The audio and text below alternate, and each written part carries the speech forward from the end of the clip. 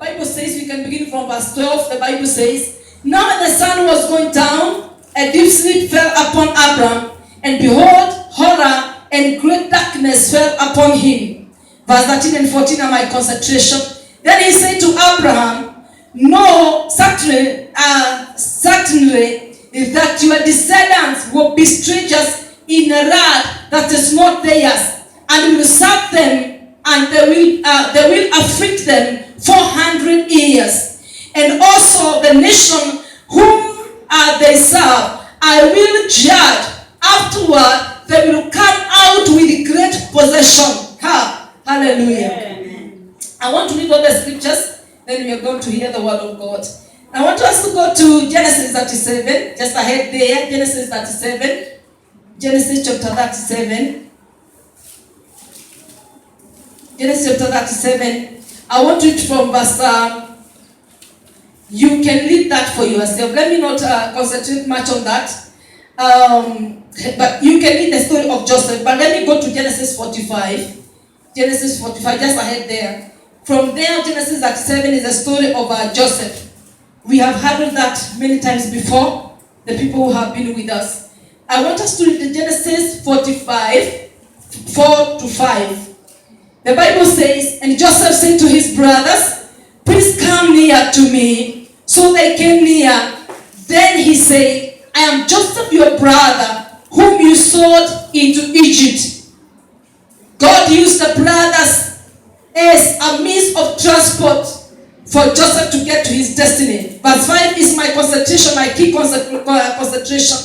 But now do not therefore be grieved or angry with yourself, because you sold me here. For God sent me before you to preserve life. Amen. It is God who sent me ahead of you to preserve life. Hallelujah. Amen. I want us to go to to 2 Kings.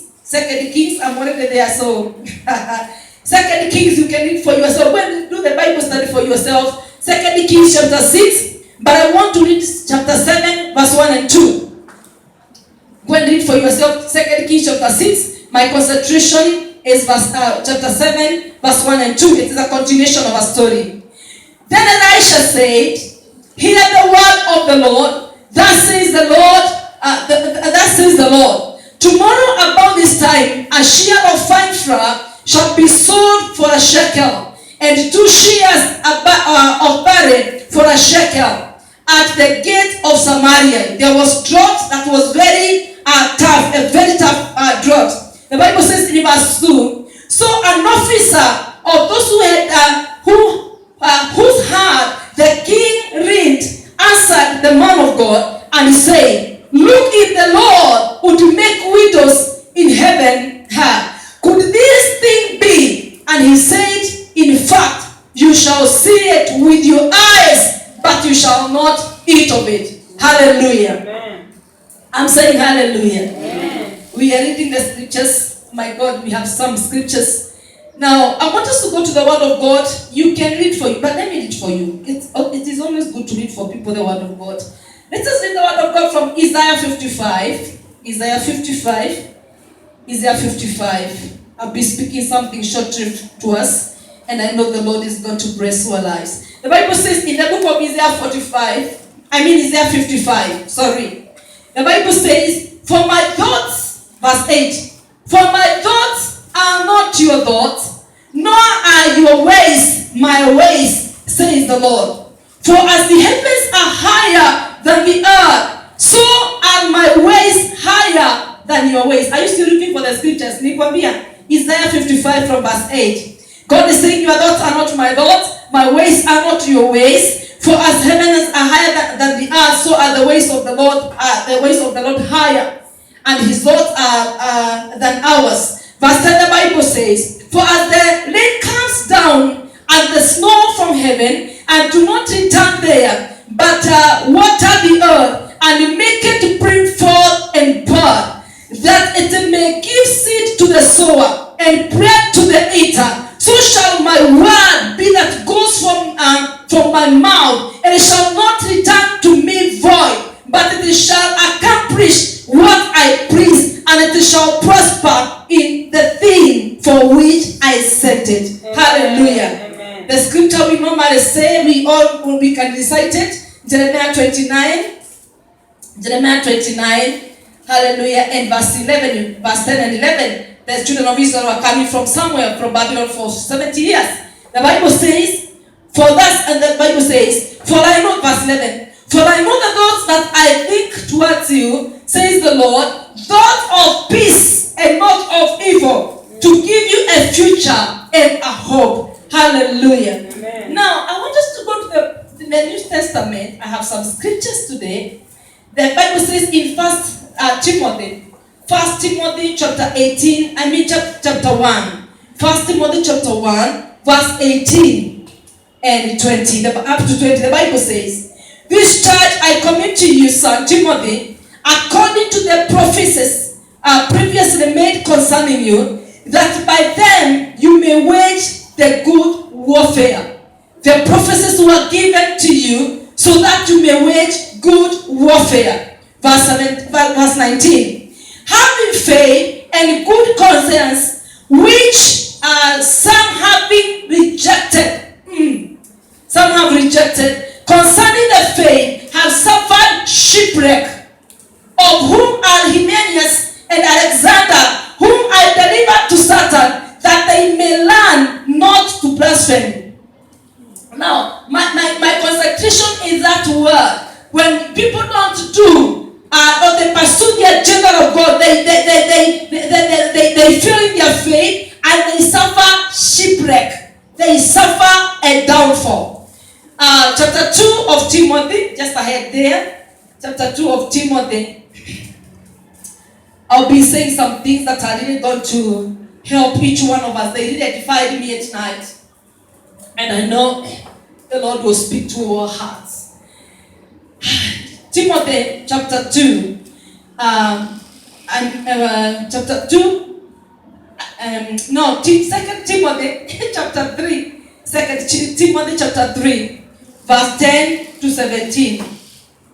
Verse 10 to 17, the Bible says, but you have carefully followed my doctrine. This is Paul speaking to the Son in the Lord. You have followed my doctrine, manner of life, purpose, faith, long-suffering, love, perseverance. Now, that's what I was talking about on Sunday. You must be following after somebody. You must be following after something. In the Church of Jesus Christ, we already have the foundation. We must be disciplined to be able to follow after the manner of the people that are reading us. That's why Paul can confidently say, follow me as I follow Christ. That does not mean that you don't test every spirit. So Paul is cautioning the Son. And he's like, you have followed carefully. Everything I said we do. Everything that I taught you have been able to hearken to. So the Bible is saying, yes, verse 12. Yes, and all who desire to live godly in Christ Jesus will suffer persecution. So we are still preparing you. In that marketplace, in that marriage, if you decide to follow Jesus Christ with all your heart, prepare yourself to suffer persecution. It is there in the scripture. The Bible says in verse 13, but evil men and impostors will grow worse and worse, deceiving and being deceived. So we are not preparing that things are going to get better. Watauza bado vifagio, hawajauza bado. Watakuja sasa na ziko na mikono ya gold. Hallelujah. The Bible is saying, but evil men and impostors will grow worse and worse, deceiving and being deceived. Hallelujah. The verse 14, the Bible says, but you must continue. I love the word must. But you must continue in the things that you have learned and seen. Learned and been assured of, knowing from whom you have learned them. You must know where you are learning what you are learning from as a child of God. The Bible says, verse 15. And that from childhood you have known the Holy Scriptures, which are able to make you wise for salvation. Hallelujah. Amen. Through faith, which is in Christ Jesus.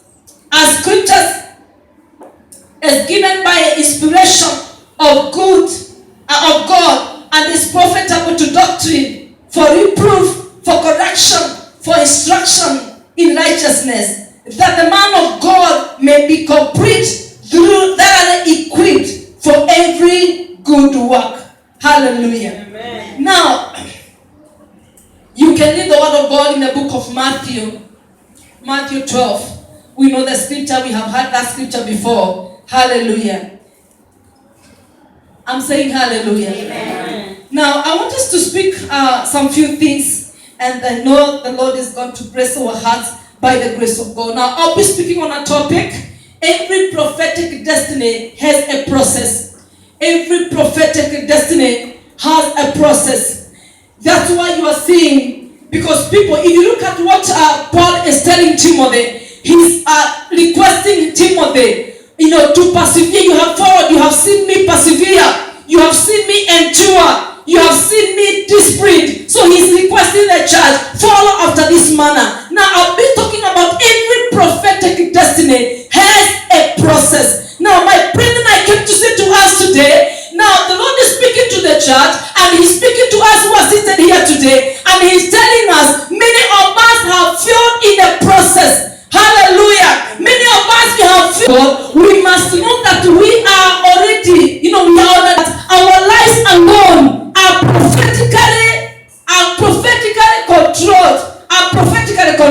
And that's why I've been talking to the church and telling the church, make sure that you hearken to the word that you have heard from the mouth of the Lord. The prophetic word may be a rhema, maybe what the woman of God has spoken to your life, or what is written, the logos, or what is written in the word of God. Now, your life as a child of God is full of prophecy. It is made by prophecy. Hallelujah. Amen. I'm saying your life is full of prophecy. Amen. Either what is written or what you have heard from the servants of God. Hallelujah. Our lives are full of prophecy. Now listen to this. From one level to the other in our destiny or in our walk of faith, there must be a word of the Lord. The Bible says that David is clarifying to us and saying, your word is a light unto my path. That means for you to get from here to there as a child of God, there is the word of God. Hallelujah. Amen. Now, for us to get to the destiny that God has already ordained for us, there is a process. And I've been talking to us, and that is what I was saying on Tuesday. Walk your walk. Walk your walk. Depending on that which God has destined for your life, there is a process. There is nothing for free. There is a process. Hallelujah. I'm saying hallelujah. Amen. If you are caught in the marketplace, you have your own process. In your wife, there is a process of becoming the biblical wife, of becoming the biblical husband, of becoming that child who is brought up in the ways of the Lord. There is a process. And that's why you realize that people who have walked with the Lord from the book of Genesis all the way to Revelation, their lives were very distinct because their processes were different from the processes of other people. Amen. Hallelujah. Amen. I look at the word of God in the book of Proverbs. Solomon is asking, he's a very profound thing. He's asking, how comes, even Psalmist is asking the same question, he's asking, how comes even Isaiah, how comes good people just die? Hallelujah. Without good people are supposed to live. Hallelujah. Somebody sent me a message from South Africa yesterday. And another one sent me a message from Malawi, and they're like, the man of God was complaining, woman of God, men of God in Malawi are just dying. And then I'm like, I'm in Kenya. Then men of God are just dying. COVID has come to harvest from the church. Men of God are we are burning. Until yesterday, but when they gathered, the entire nation, the ministers, they gathered and they're like, no, we cannot allow this. Now let me surprise you. God will use any formula to bring the church together. Amen. Hallelujah. Amen. We shall not see the devil all the time. Men of God, we are fighting, help us, shelter, we are tearing each other. God will use any formula to bring the church together. Amen. Hallelujah. Amen. Whichever way. Now look at this. For every life that God has a purpose for, there is a process, because that life alone is a prophetic destiny. It is a prophetic destiny, or it has a prophetic destiny. We see the Bible in the book of Genesis. The Bible is showing us about of our father of faith, Abraham. He was called Abraham by then. The Bible is saying that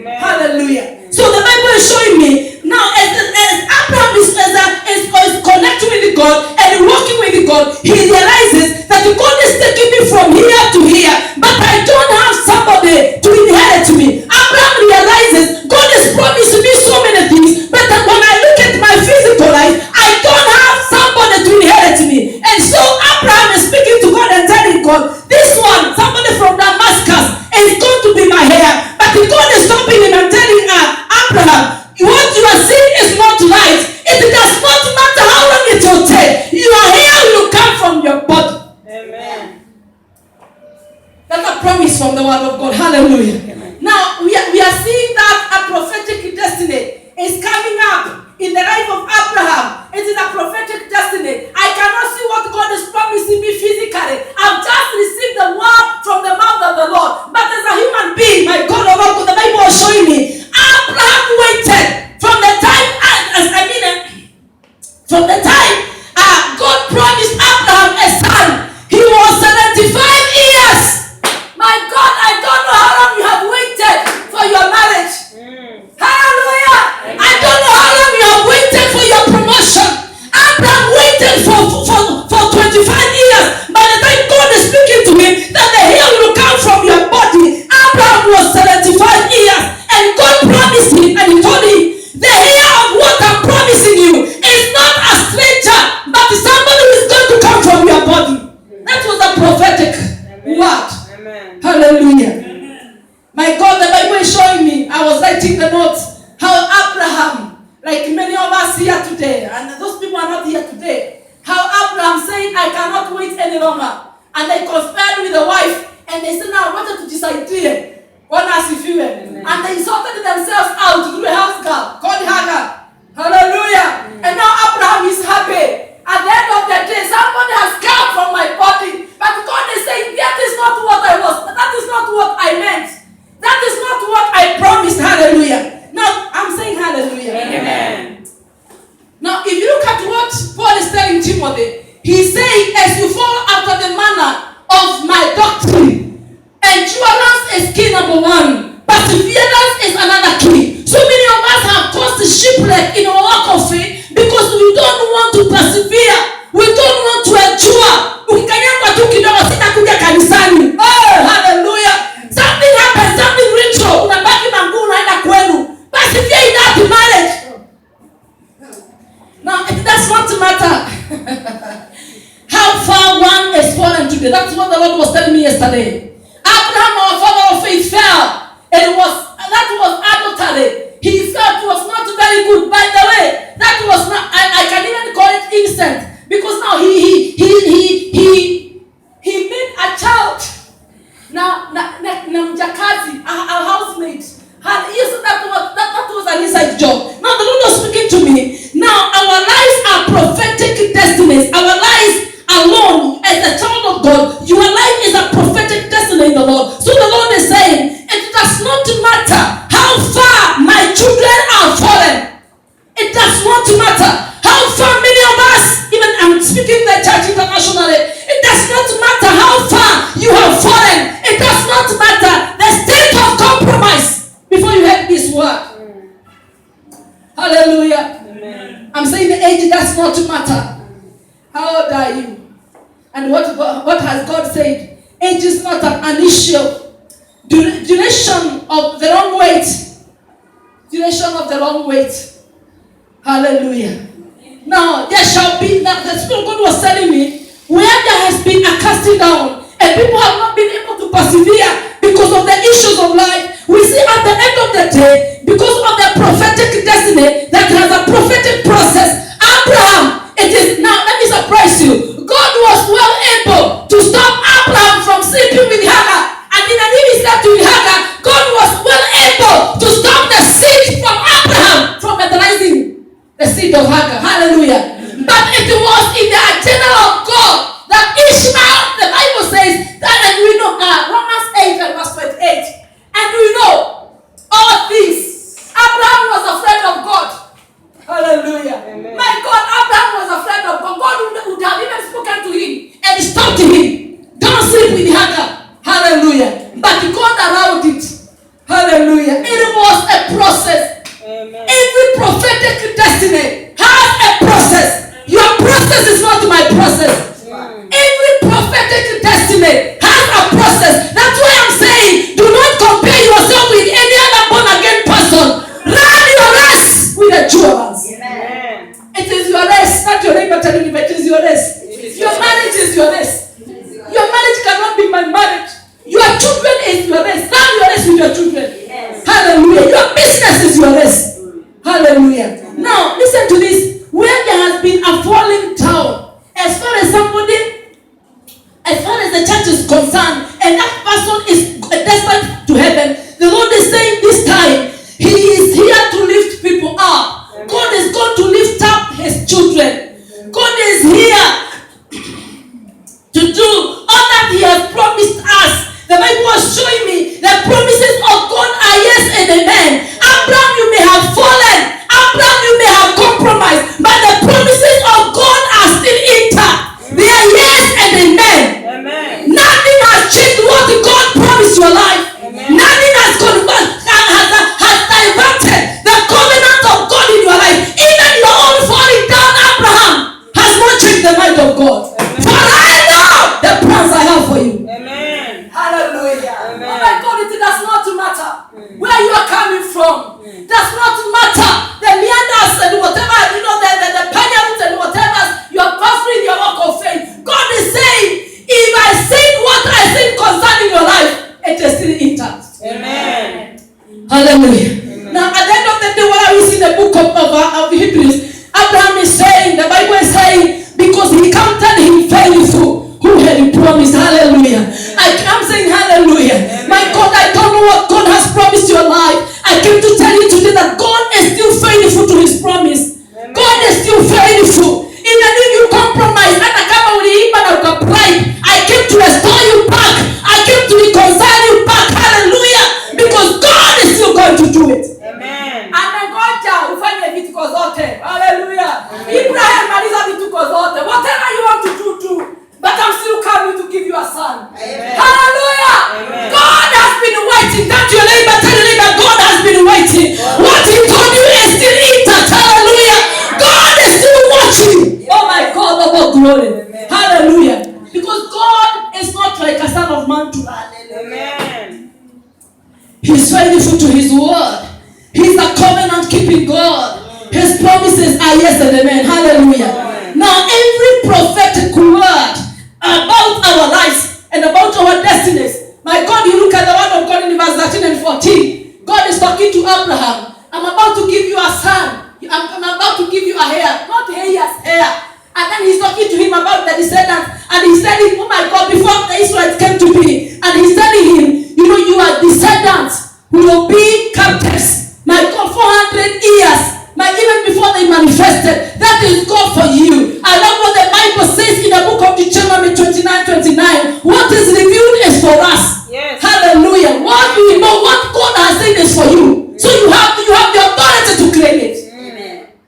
So God is telling Abraham, your descendants will be strangers. They will be captive. They will be mishandled in this foreign land for 400 years. Hallelujah. But the Bible says at the end of the day, I will deliver them with the great possession. Hallelujah. Those are the promises of God. And I want to surprise you today. Long ago, after Abraham was dead, the word came to pass. Amen. Hallelujah. And I want to surprise you. The children of Israel did not just go through the process of God. It was not easy. It was a tough process. The Bible is showing me some of them could not even persevere to go through the process of God. They compromised. They murmured. They gave up. And they died in the wilderness. Hallelujah. I'm about to say something today. Amen. Because today we must be healed. Our destinies must be healed. Amen. Hallelujah. We must become that which God has destined for each one of us by His grace in Jesus' name. Amen. So what are we saying? God promised great deliverance and they are going to leave Egypt with great possession. But they added for themselves 30 more years. Now I came to ask you today, including me, how many more years? Simuliza jirani yako. Umejiongezea miaka ngapi? Ya shida. Si Mungu ni wewe. Mungu alikuwa amesema 400. Lakini kulikuwa na miaka 30 juu. Hiyo haikuwa ya Mungu. Bwana asifiwe.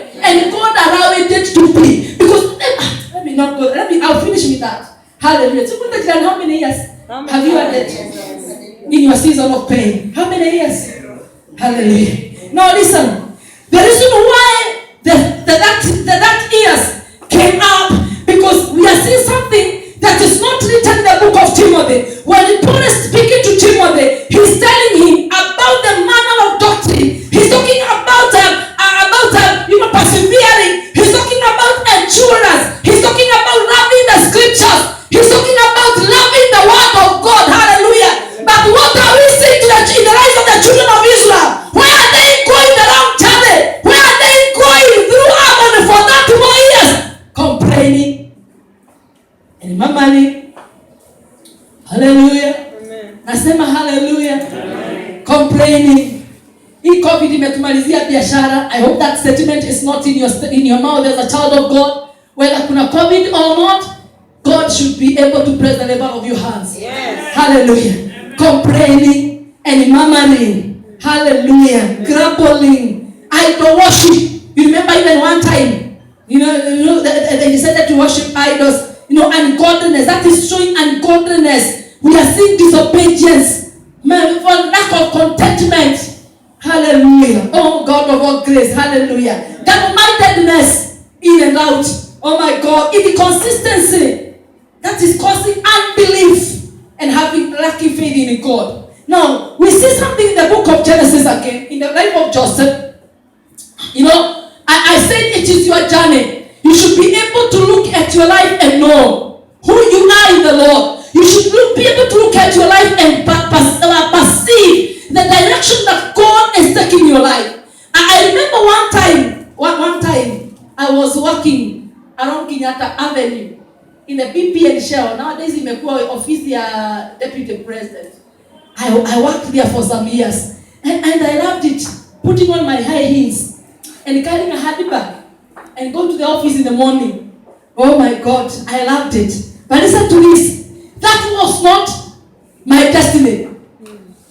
Hallelujah. That was not my destiny. I loved it, but that was not my destiny. Now listen to this. Joseph had some dreams, and dreams were the connector. Dreams were the connector to the prophetic destiny that God had preordained for Joseph. I came to surprise you today. If Joseph never dreamt what God had preordained for him, because that was his process. The process of, for the prophetic destiny of Joseph, for his prophetic destiny to become a reality, God had prepared a way for Joseph through dreams. Yes. Hallelujah. Amen. And the Bible is showing these dreams were dreamt in his father's house. He shared even with the brothers. He shared with the father. At one point, the father is asking Joseph, are you for sure that even me and your mother, are you for sure that even me and your mother, we shall be? Are you for sure? Hallelujah. Now listen, but it is from that path. It is from the path of the dream, that's his prophetic destiny. For Joseph to get to the destiny that God ordained for him, his process, his godly process was going to be manifested through dreams. Yeah. Amen. His godly process for the prophetic destiny to become a reality, it was manifested, or it was going to be manifested through dreams. So what are we seeing? At the end of the day, we are seeing Joseph being able to fit in the process of God. He never murmured like the children of Israel. He never complained even when the brothers sold him. He never complained. What are we seeing at the end of the day? Even when God reconnected him with the brothers, after now the dreams he saw, after now my destiny has become that which God preordained for my father. I know the plans I have for you. What is Joseph saying? It was not you. It was God. Amen. That means from my father's house, God was taking me through my process. Amen. What I encountered, even in the hands of my brothers, it was my God's process for my destiny. Amen. Hallelujah. It was not you, my brothers. You never even hated me. I'm not seeing your hatred. I'm not seeing whatever mess you may have caused me. I am seeing God in my process. Amen. Hallelujah. I came to see this morning, seeing God in your process. Amen. See God in your process. While I was giving my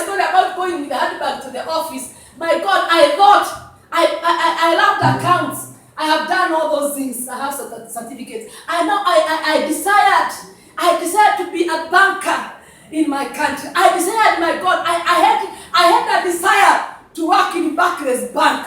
Hey, my God, woo! An accountant. Hallelujah. That was my dream. Ask your neighbor, what was your dream and what was your dream and where are you? Where are you and what was your dream? Are you living your dream? Hallelujah. Now listen to this. At the end of the day, God uprooted me and he was like, what I wanted me to get the knowledge of 1, 2, 3 things. Administration, office management, because it was a process. God was not preparing me for what I am doing today. Hallelujah. I'm able to manage 1, 2, 3 things. Oh my God. Hallelujah. Now listen to this. At the end of the day, it is your process towards your prophetic destiny. Now when you look at your life, never complain, never mama. And then when you were praying in the morning, I could hear the Spirit of God say, many other times we see the devil. Stop seeing the devil. See God.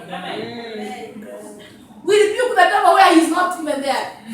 You keep on rebuking the devil. Oh my God, I've been freeing my house, my bedroom, and telling God, Father, please deliver that child, including me. Can we stop giving the devil our airtime? Hey, she was a time. It is a process. Now, if Joseph began rebuking demons in the lives of the brother, there were no demons. It was godly process. If he began rebuking the demons in the life of Potiphar's wife, there were no demons there. It was his process, testing of your character and integrity. Amen. It was a process. Amen. Hallelujah. Amen. When he's presented before before the King Pharaoh, and he's like, I've heard you are able to do this. Joseph is humbling himself and saying, it is not me, God. Amen. Humility and honoring God where his honor is due. Hallelujah. Amen. Now listen to this. We are seeing the destiny of Abraham, of Joseph. His prophetic destiny is connected to dreams.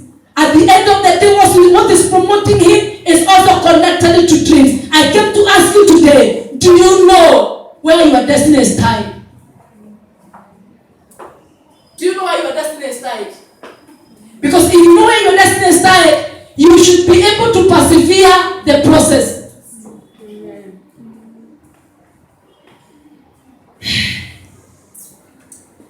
One time my own son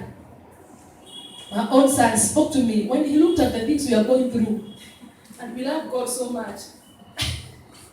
My son just confronted me in the bedroom and he told me, Mami, wakati ulikuwa unafanya kazi, hatukukosanga mkate. Kwani Mungu anatupanish na mama tunamtumikia na tunampenda sana? Kwani sasa hatunanga mkate? Kwani hatupeangi? Kwani Mungu hatupeangi mkate? Kwani Mungu afanyangi? He was young by that time. He was a young boy. And I remember going, I told my son, God will do it. And I remember going before the Lord and I'm like, God, why are you now ashaming me before the children? And I obeyed your voice. Hallelujah. It is a process. And when you're going through your process, even your husband and your wife will go the process. Now this is where people are even throwing the towels. East, west, marriages are breaking. People are resigning. Businesses are being closed. Because people are not able to persevere and wait on God in their season of process. Hallelujah. Now I came to say, hakuna process ya Mungu inapitanga. Kama amesema nikaijia hii, hata kama utaenda mbinguni mpaka Kariobangi utaenda. Ukirudia Mudhurwa bado utaenda kesho. Ujaribu upande matatu na Mungu amesema utembee. Hata upande na uende haraka, bado kutakuwa na rivers gear. Hallelujah. Ask your neighbor, is there a rivers gear? Hallelujah. Now listen to this. The Bible says in the book of 2 Kings, tumesoma hiyo maandiko, there was famine in Samaria and the word of God came forth. The word of God came forth through the prophet Elisha. And let me surprise you. The word of God came forth through the prophet, and he was able to evoke and speak in the atmosphere and change the season where there was famine. Listen to this. But a certain officer, the Bible says a certain officer Hallelujah. Ask your neighbor, how many times have you doubted God? Shikantala mahandorobosia. Alafu tunaakisiwa manabii, tunaambia huyu nabii alikuwa uongo. Hata hakutabiri vizuri. Hata mtu anakurudia na kuuliza, somebody was sending me a message at the beginning of this year. Ananikumbusha mpaka date. Mama, you said it on 21st. Hallelujah. Now, ananiambia nimeona kidogo tu lakini haitakamilika. Sasa fuatilia hiyo kidogo, umeona kama imeanza. God is already doing something. Hallelujah. Fuatilia hiyo kidogo. So the Bible says, now this Akaida, this officer of the king, when the prophet said, he doubted, and the prophet said, because I'm not speaking my word, I have just been commanded by the Lord to change the season of famine in this nation, to revoke it, and to change the atmosphere from famine to a season of plenty. Akamwambia utaona. It does not matter how esteemed you are by the king. You are that I am, oh my God, I am operating under the grace of the King of Kings, not another king. So the Bible says akamwambia utaona lakini hautakula. And the Bible is showing me, my God of glory, there were some 4 lepers. We know the story. Let me surprise you. I said I'm going to speak some things today. Let me surprise you. These 4 lepers, they were not where the word was released, but the word of God was released in the atmosphere. They never heard the word. They never even met the prophet. They never even heard the story about the prophet and the officer of the king. And the Bible says the following day, my God, when it was supposed to, the prophetic word was supposed to become a reality. All the other days, the 4 lepers hawakuwa wamesikia njaa. But this particular day, Mungu anahakikisha wanasikia njaa.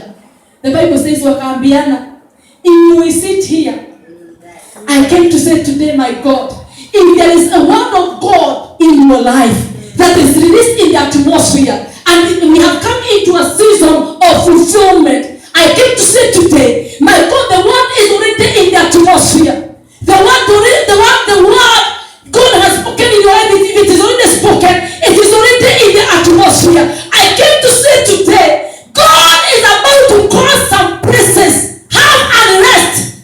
Yes. God will cause some people have unrest. God will cause some places, some nations do something. Amen. For the sake of that word becoming a reality. Amen. Hallelujah. Elisha did not even know how the word was going to come to pass. Don't ask me the formula. Hallelujah. He did not know. But he spoke the word. And God is now triggering. The Spirit of God is now triggering some 4 lepers somewhere. And they are acting. And by what they acted upon, the Bible is showing me, the plenty the man of God had spoken about tomorrow a time like this. The exact time there was food. What am I saying today? If the word of God has come out of his mouth, Isaiah 55. My thoughts are not your thoughts. My ways are not your ways. Now, if your mother broke through, if that is the way people in your family break through, kama process yao ya familia yenu ndio mtu anunue gari, lazima aende akope loan kwa Equity. Bwana asifiwe. Amen. Kama ndio watu waanze biashara kwenu, hata mnachangia moja, tutaishi tukichangia watu waweke biashara. Kama that is the process, I came to say, your thoughts are not my thoughts. Your ways are not my ways. And the Lord is saying, stop limiting me. Can the church stop limiting God? Can we stop putting God in our handbags? He cannot fit in our handbags. He cannot fit in our houses. He is so mighty. So the Bible is showing me, God used some 4 men. And the prophetic word, just as the man of God had declared, it came to pass in the name of Jesus. And exactly, the officer of the king never enjoyed the fulfillment of the word of God. Now listen to this. Again, I want to repeat this statement. God is not like one of us. Actually, the Bible says, he's not like a son of man to lie. The Bible is saying in the book of Matthew 12, I already gave you the scripture, I told you to go and read chapter 12 and verse 11. The Lord is speaking to the church and saying, fight on for your destiny. It is not time to slow down. If God promised you a supermarket in Nairobi, it does not matter how many supermarkets are there. If God promised you marriage, it does not matter how old you are.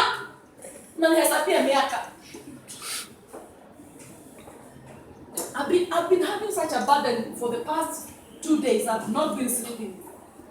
I've been having such a burden about people in church who have really been mocked because they are not married. Your sisters and brothers who are not born again, they are already married, but you are still there. Na wanakwambia kanisani hakuna wanaume. Wanaume walienda hapo kanisani. Hallelujah. So now listen, I'm saying hallelujah. Amen. We are praying for you. We are praying. In case you're here, I don't know some of you. Now listen to this. God is not like a son of man to lie. If he has said something concerning your children, it will come to pass. Amen. So even if a counterfeit is coming ahead and trying to discourage you, the Lord is saying, do not give in to whatever the enemy could be trying to bring before the real. Amen. Ishmael came before the real. He came before the original promise of God in the life of Abraham. Amen. Hallelujah. Amen. But it is Abraham who changed. The word of God in his life had not changed. I came to say, even if you are doing something just to pass time, kwa sababu unangoja Mungu. Wapendwa, nimekuja kusema ya kwamba chenye Mungu alikuahidia bado kiko. Amen. So the Lord is speaking to us today and saying, fight on. We are seeing Joseph, he fought on. There were some instances that he was very trying. He would have hated the brothers. The Bible says those who persecute you, pray for them. Do not hate anybody. Hallelujah. Love people unconditionally. Are you hearing me, church? Hallelujah. That is what Paul is telling Timothy. Doing the scripture away. Hallelujah. We have seen that from the word of God. Don't do it like the heathen. Do it the scripture away. Amen. When they hate you, love them. Hallelujah. Don't fight back. Joseph, don't fight back. Hallelujah. We are seeing Joseph going through the process of God with no compromise, without any hatred. At the end of the day, what are we seeing? God positioning Joseph, my God, with his prophetic destiny, because in his time, all things will become beautiful. In the name of Jesus. Hallelujah. In his time, Abraham, hallelujah. We are seeing Isaac fall. Oh my God. I can thank you, Holy Spirit. I hear the Spirit of God is asking, what can I do? Hallelujah. Wapendwa, nini Mungu hawezi fanya? Nini Mungu hawezi fanya? Wapendwa, nini Mungu hawezi fanya? Hata nikwambia haitafanyika. Mungu atafanya. Amen. Bwana asifiwe. Na majina ndio haya. Amen. Bwana asifiwe. Umedhihakiwa, umetengwa, umechekelewa. The time is now. Amen. We shall not wait for many days. Mungu lazima ajidhihirishe yuko pamoja nasi wakati huu. Hallelujah. Amen. So what are we saying? Any prophetic word is not just to be celebrated. It is there for you to wage war. Paul is telling Timothy, wage war by the prophetic word that was released in your life. That you know, fight a good fight of faith. Fight a good fight of faith. Amen. If there is a prophetic word of God in your life, do not school for something less. What will hinder you? Or add the 30 years of waiting in your life. Hey, Jesus, Mungu amesema 400 years. Na Wanaisraeli tena wanakula marenge 30 more years. Seriously? Hard labor. Oh my God. 30 more years. Now listen. The Spirit of God spoke to me yesterday. It was morning, this early morning. And he was telling me, number one, what will hinder you from becoming that which God ordained for you? Number one, laziness. Laziness.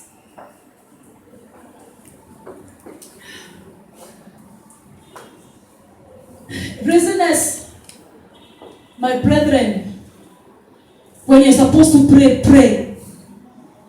And praying is work. When you're supposed to be doing something that is calling for your energy, do it. Laziness. Now Now I want to surprise you. Tell you to come out of laziness. Biblia unasoma tukusomea Sunday, hata ulichukua asubuhi. Ambia jirani yako, it's not you. It's not. Muulize alisoma Biblia lini? Laziness. Hallelujah. Ask your neighbor, when did you pray last? When did you pray last? Simwangalie kwa macho muulize, kwani mnaniangalia macho nikiangalia chini? Kwani head? Mliomba lini? Kwani mnaangalia chini? Sikuuliza mliomba lini? Things of God have a process and the reason will not break through. The reason cannot have it. Hallelujah. Kukinyesha na kama asikuwa ametiti samba na aende apande, wengine wakivuna hatavuna. Tell your neighbor, come out of laziness. Any form of laziness. Tunaiacha leo katika jina la Yesu. Our marriages must break through. Our children must break through. Our businesses must break through. Hallelujah. We must work. Ndio Mungu abariki kazi ya mikono yetu. When you do what you're supposed to do and you do it diligently, the Bible says chochote Yusufu aliuza, mahali alienda, hata kama kulikuwa na nini, ili prosper. Anything you touch from today should prosper. In Jesus' name. Hallelujah. You know, I was getting amazed. One day I was going down mahali kwangu kuna barabara teremkanga hivyo niingie kwangu. And the Spirit of God was making me laugh. You know, Christians, even for those who are going to watch us internationally. Now listen to this. Christians, we must refuse the substandard way of doing our things. Somebody writes, I have already, those people who know me before, I told you that story. There's somewhere in Uthiru. I used to live there many years ago. Somebody has a grocery and they have written Arise and Shine. Now, Arise and Shine, opposite the Arise and Shine, there are other groceries. And above that, up ahead there are other groceries. Arise and Shine grocery was outside a church with a very good scripture. Lakini vitunguu ni za juzi, hata zimekauka.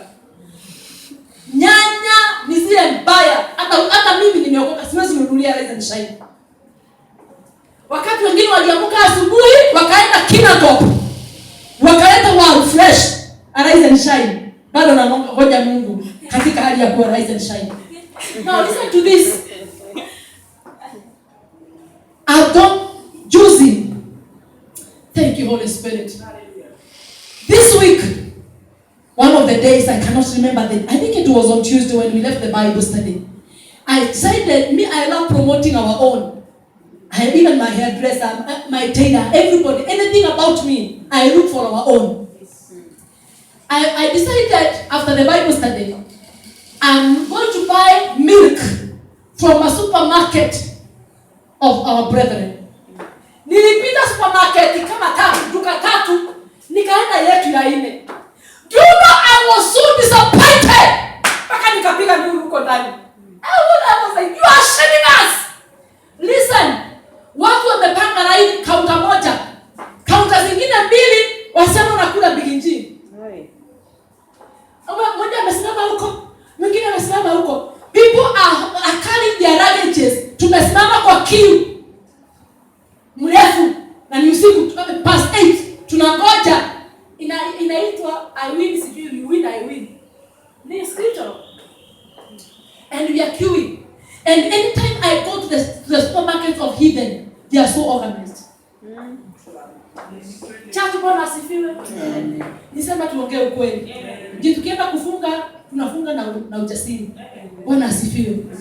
I was so annoyed. We stood there until nikaenda kwa mama mwenyewe, she's a preacher. Nikamuuliza mama, she was seated somewhere office hapo na nikamwambia mama, come and see. Now this is how the church is failing. She was so ashamed. Hallelujah.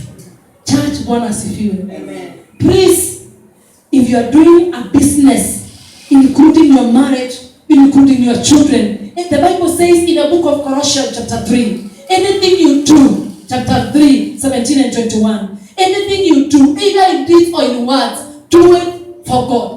Do it in the name of the Lord. Do it for the glory of God. Hallelujah. Kindly go to that shop.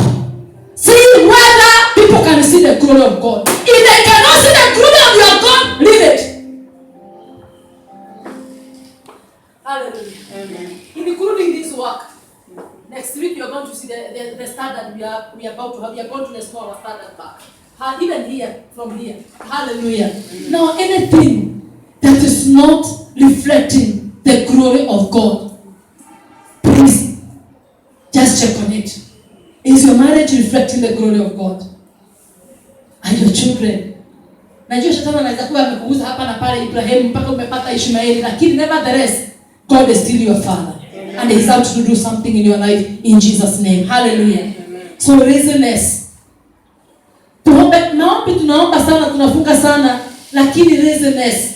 Kanisa reasonness. You cannot possess the cities in reasonness. You cannot prosper in business in reasonness. Kama unamkanga saa 2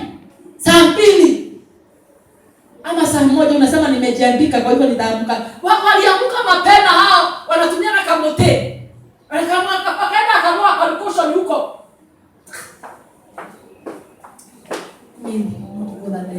Number 2.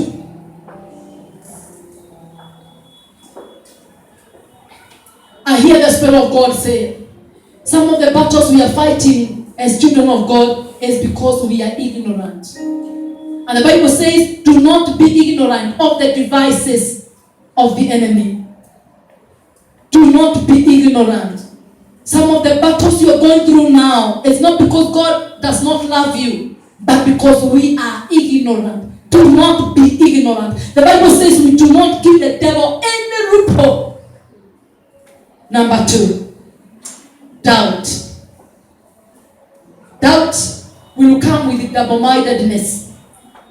James is saying, double-mindedness will not receive anything good from the Lord. God is the giver of good gifts. Abraham, I still have your Isaac. Joseph, I still have your dreams intact. Elisha, what you have spoken concerning Samaria is still in my word, and it will have to accomplish. It has already been spoken, and it will not come back to me void. Doubt will always be accompanied by double-mindedness. Have you doubted God? Have you seen the process has taken too long? Have you seen the years are too many?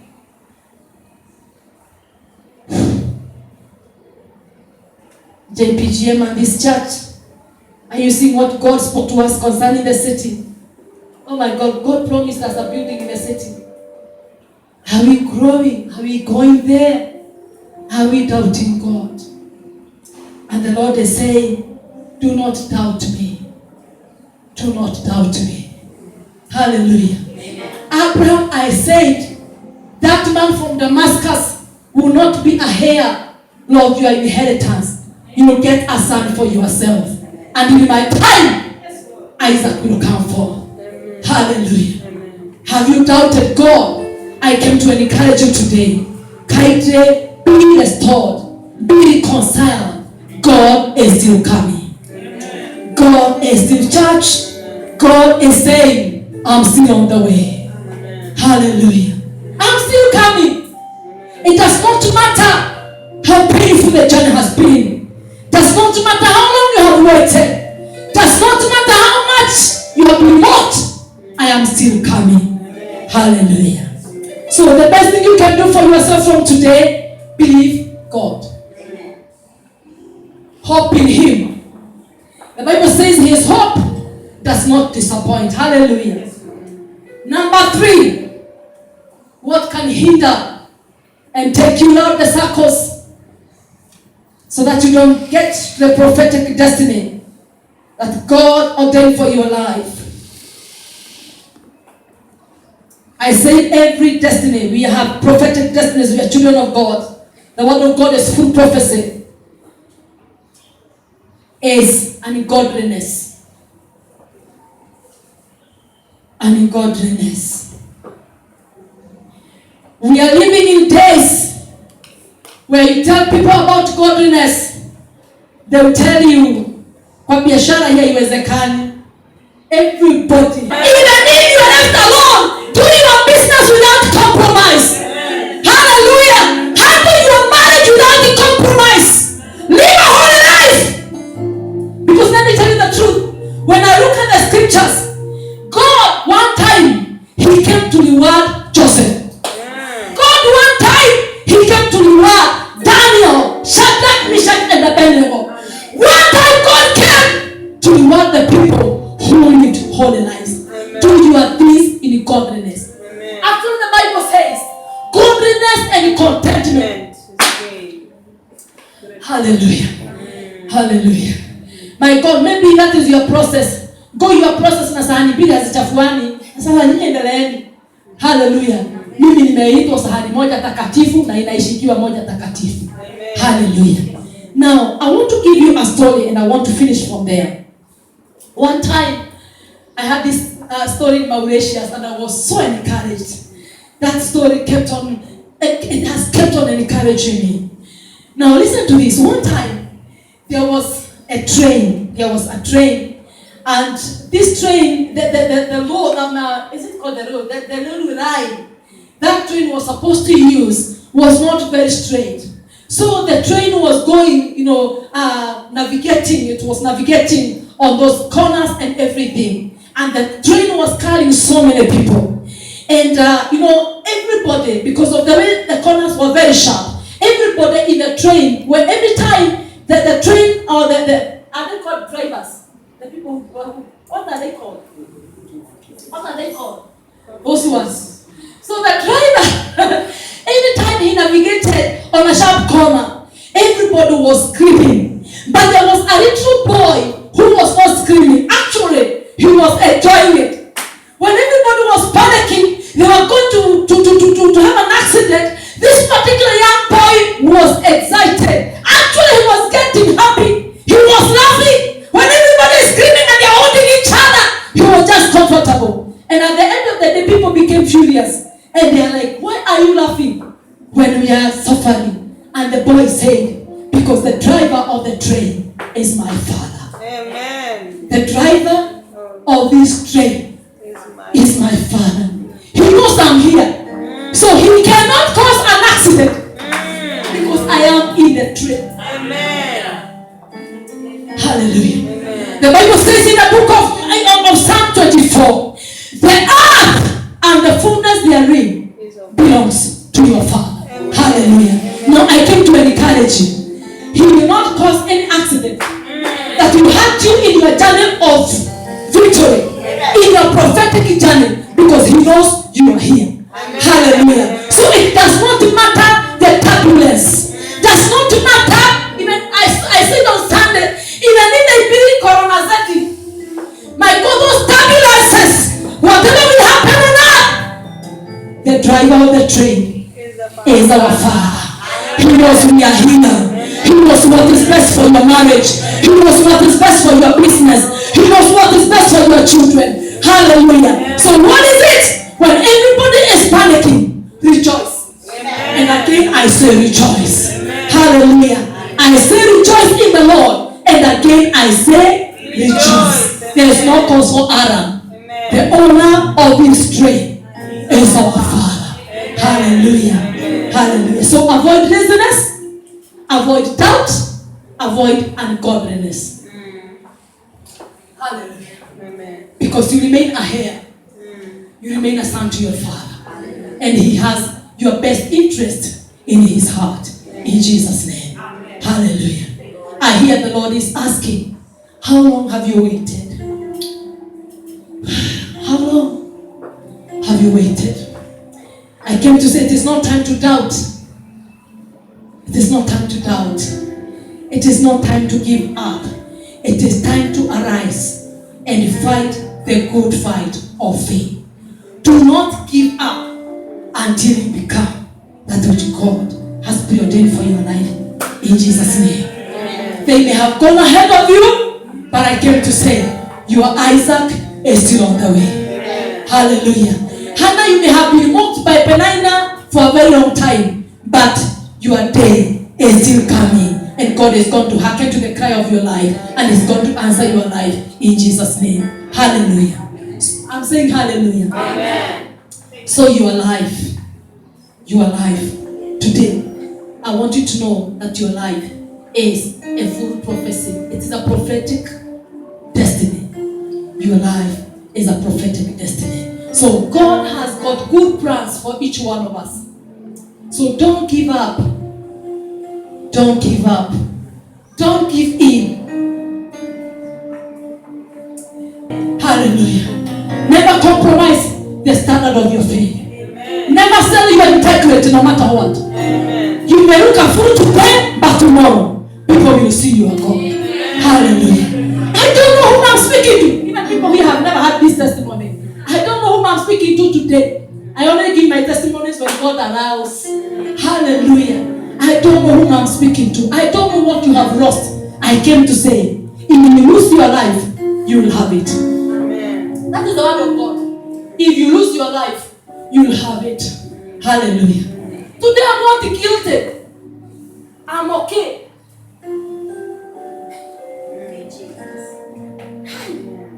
Hallelujah. Amen. And I want to surprise you. The word I'm talking to today, do not compromise your faith. Amen. Some of us, we look like fools, but we are okay. Amen. I have lost friends, but I'm standing for God. Amen. I came to encourage you today. The Bible says, before Jesus comes back, there will be a falling away. Even the people you think are standing, they can be used of the devil. The Bible says, those who know their God will grow strong and do exploit. Ask your neighbor, do you know you are God? Hallelujah. Some deals may look and they may sound very good. It's just a battle, a press of a battle. But then what happens to your destiny of eternity? Hallelujah. Do not compromise your faith. I'm hearing that cry as I speak to you right now. Do not compromise the standard of your faith. Hallelujah. No matter what. The Bible says the earth and the fullness therein. Mungu akitaka kukupea gari atakupea ya halali. Mungu akitaka kukupea shamba atakupea. Actually the Bible says, Peter is asking Jesus, sisi ambao tumeacha mabibi na kondoo na mbuzi tunamfuata Yesu, yetu hapa ni aje? Yesu anamwambia hapa duniani kuna mashamba na manyumba na mbinguni ufalme wa mbinguni. Hallelujah. God is able to give you what you desire. The Bible says the desires of a righteous man will never be cut off. So what am I saying with all those testimonies? I am walking the journey of my process. Look at your life and master your process. Amen. And fight it on to the end in Jesus' name. Amen. Do not compromise. Hallelujah. I'm saying hallelujah. Amen. Oh my God. God will reward you in His time in Jesus' name. Amen. So what am I saying? There is a prophetic journey in your life. Please master your process. Master your process. Do not compromise. I don't know whom the Spirit of God is still confirming this word. I don't know whom I'm talking to. My brethren, even if they bring a very good deal before you and you need it right now and you feel it in your spirit, this is not of my God, please leave it there. Say like Daniel, we cannot eat this. We don't eat. We are hungry, yes. We need the sausages. Nani hataki sausage? Nyama choma, ya kachumbari ya mfalme. Bwana asifiwe. Lakini vya kifaa. Avoid defilement. And you're going to enjoy the favor of God in Jesus' name. Amen. Can you open the word of God in the book of Romans chapter 8? Romans. I don't know whom I'm talking to today. Please avoid those contracts that you have to bribe somebody so that they can sign for you. Avoid them. They are messing up with your journey. Avoid any deal that you feel is sabotaging the process of God in your life. Avoid them. The Spirit of God will always quicken you. You know, another day, the Spirit of God was talking to me. I think this week. And the Spirit of God was telling me, Christians, particularly those who are in the marketplace, those who are in the offices and those who are there outside there, it is not easy nowadays to distinguish who is born again and who is is not. Because when people are even going for those business deals and whatever, when the heathens are lowering the guard, the church, we are also lowering the guard so that we can get the deals. My brethren, God is able to give you favor. Yes. Romans 8 and verse 19. And the Lord was telling me, even the money people are bringing in the houses of God is defiled money. Sure. Tithe ambayo imetoka kwa shortcuts. Bwana asifiwe. Hao watu hawako hapa. Amen. Amen. Sadaka ambayo unajua imetoka kwa shortcuts. Let us avoid defilement. The Bible says verse 8, Romans 8 and verse 19, I'm through with the word of God. For the earnest expectation of the creation eagerly waits for the revealing or for the manifestation of the sons of God. Who are the sons of God? The sons of God, the Bible says, Paul is in the book of Galatians, as many as are led by the Spirit of God, these are the sons of God. Allow the Spirit of God to lead you. In every business connection, allow the Spirit of God to lead you. Because we have entered into a season where the sons of God will be manifested. A time came without applying for promotion in Babylon. Shadrach, Meshach, and Abednego, after they went through their process, they enjoyed promotion. That is God for you. I know you have gone it. You have gone through it. I know you have gone through your process. I came to encourage you. After Sahi, do not lose the focus. Do not lose the track. It is our time to be manifested by the grace of God in Jesus' name. And how many people know when it is time ya bibi harusi kutolewa veil? Hallelujah. Kila mtu anaona. Ataona makeup ni za yellow na macho ni red. Hallelujah. Itatolewa veil. When they are covered, you cannot see. Some of the processes you have been going through, umekuwa na hiyo veil. But this particular moment, the Lord is saying, the veil is going to be removed. Hallelujah. So people will see, wow, Shadrach, Meshach, and Abednego, they can be good officers of the king. Hallelujah. My God, somebody will see, my Jehovah, a boy who was few hours in cells, Joseph, he can become the second in command in a foreign country. Hallelujah. That is called unveiling. After you are through with your process, there is going to be unveiling in Jesus' name. How I pray today, even as we get out of the house of my Father, that you're not going to prolong your days like the children of Israel, 30 more years in Jesus' name. Hallelujah. Hallelujah. Thank you, Jesus. Sikila mtu afunge tu